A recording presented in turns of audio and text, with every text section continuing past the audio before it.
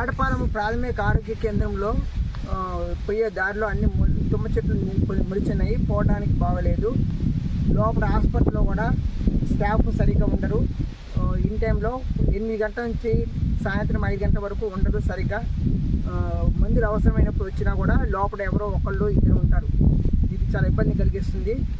దీని మీద మండల ఎంఆర్ఓ గారు చర్య తీసుకోవాలని నేను కోరుతున్నాను. హాస్పిటల్ చుట్టుపక్కల రోడ్లు కూడా రహదారులు బాగలేవు. ముందు రహదారులు బాగా చేయాలి.